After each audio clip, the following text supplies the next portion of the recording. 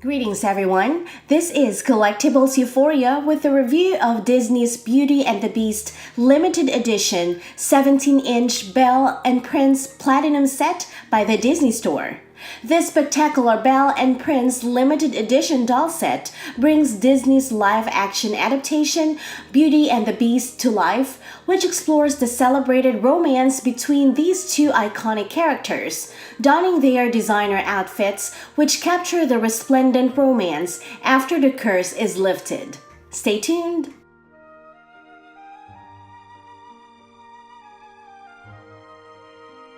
Packaging is a perfect combination of elegance and opulent designs in a Rococo Redux style. The box is lavishly designed in a window-style display case which features hinged front panels with magnetic closure. The Disney Store logo is located on the right corner, the 6 Plus logo on the left, while the intricately designed magnetic closure has a white cardboard cutout which continues the elaborate French Rococo-inspired border design, and also showcases the Disney Beauty and the Beast logo with Belle and Prince limited edition 1 of 500. The front panels have beautiful golden motif to showcase its elaborate and luxurious style, which lends itself perfectly to the idea of extravagance with the addition of multiple character silhouettes sporadically laid out in its design pattern, which includes Cogsworth, Mrs. Potts, Chip, Lumiere, and even the glass cloche which encases the enchanted wielding rose.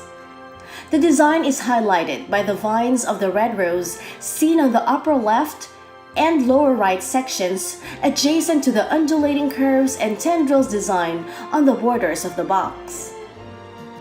The intricate golden borders and character silhouette design are continued throughout the entire box. The back of the box highlights the short description of the highly sought limited edition dolls, displaying the logo of the film, as well as Belle and Prince just above the brief description of the dolls, with its summary written both in English and in French. As stated on all Disney's limited edition dolls, the certificate of authenticity and display stand are included inside the box.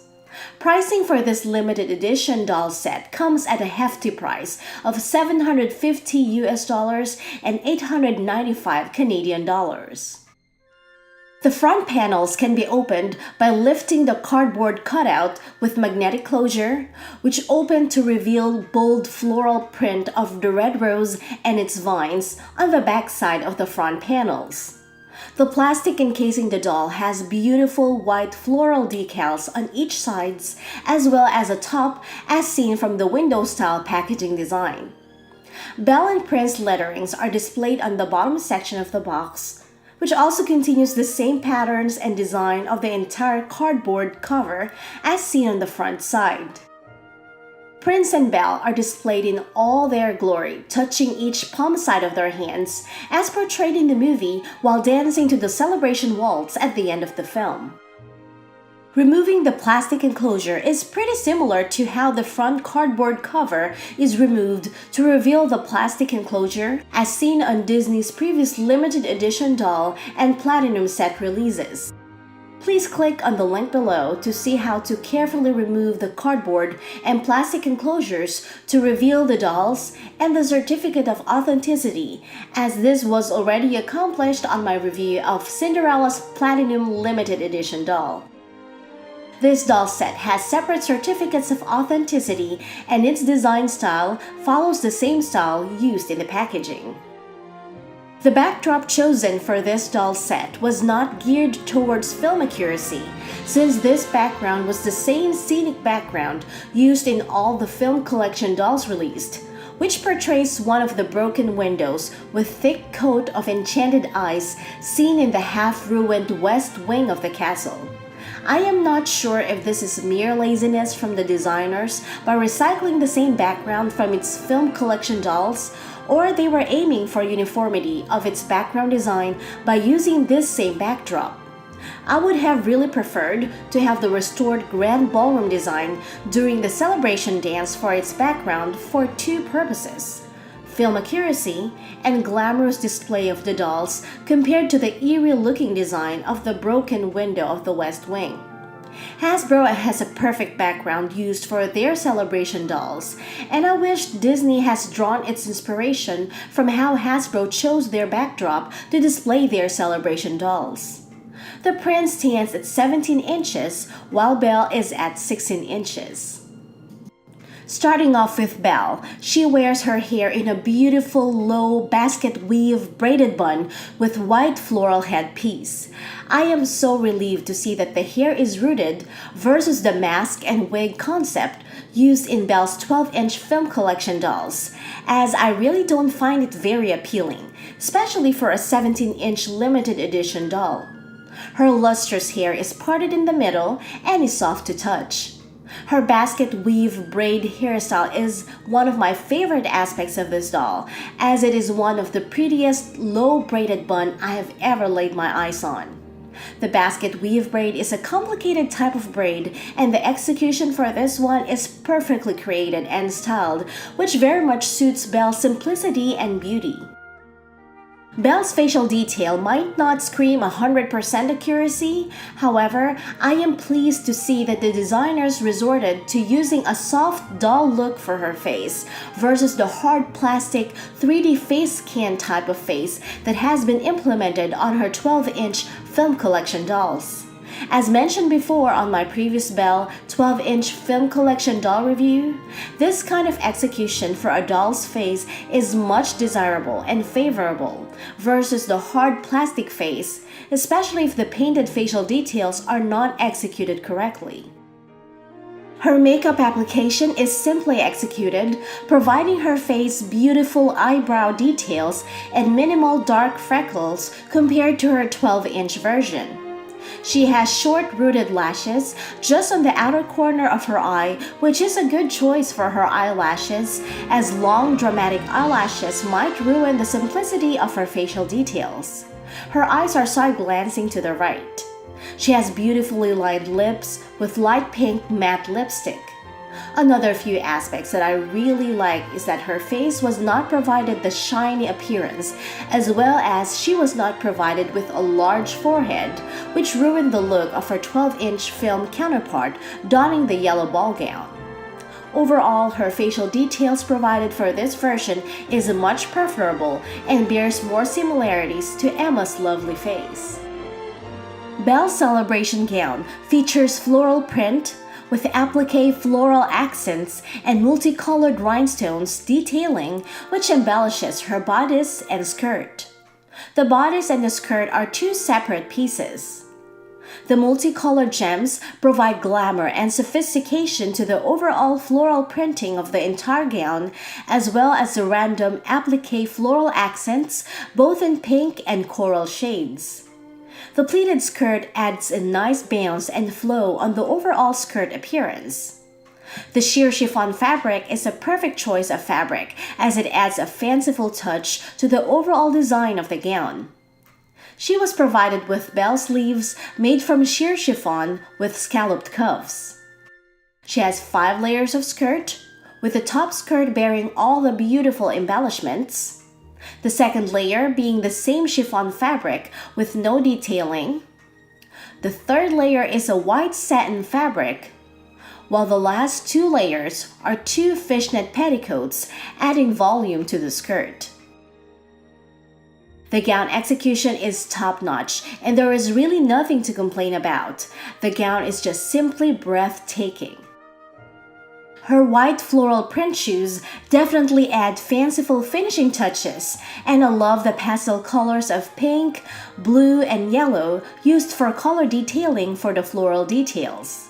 The crisp paint apps and multiple surface textures adding to the effect create such wonderful and eye-catching details of her fancy shoes. Her right hand still possessed the golden band ring placed on her pinky finger of her right hand, which has been one of Belle's signature accessories for this film, as she was wearing this ring during the entire film, whether she was wearing her villager outfit or her elegant yellow ball gown. Moving on to the prince. First of all, I would have preferred if he was given a name instead of being called just the prince, as he was provided a name eventually in his animation counterpart, being called Prince Adam. There are so many Disney princes, and having to use the name would be more fitting, especially when you are describing his doll details. Going back to the doll, as far as his hairstyle, his hair was in synchrony with the Rococo style, which is pretty much predominant during the 18th century, and this century was said to be an age of elegance. This hairstyle with great curls and the hair in shoulder length, which was generally called the Louis XIV style, are usually accomplished by wig makers, as what could not be done with the natural hair was made with wigs instead. So for this reasoning, I would forgive the designers for using a wig and a mask for the prince head sculpt if they were aiming for 18th century accuracy, which was the era in which this film is based. Other than that, I would have preferred a rooted hairstyle for his doll, since I am not really a fan of the wig and mask concept for a doll. His hair is heavily gelled and is overall hard to touch to help maintain the elaborate hairstyle provided. He has a light blue ribbon tied in a bow to secure the low ponytail style of his shoulder-length hair. At least when you think about it, he was provided with the hair instead of being sculpted and painted, which at times probably is much better, especially when the male doll has a short hair, as it is very hard to accomplish an accurate male hairstyle in a doll if it is a short haircut. As for the prince, I am generally happy about the style provided as it bears movie accuracy. He has a sculpted and painted sideburns. His facial detail, though it's generally accurate as it took advantage of the 3D face scan technology, leaves much to be desired. Not because of the painted details, as I have generally no complaint about the execution. His likeness is definitely captured on point. However, no matter how accurate it is, I just can't help but notice how greasy looking his face is, and it ruins the entire accurate facial details for me.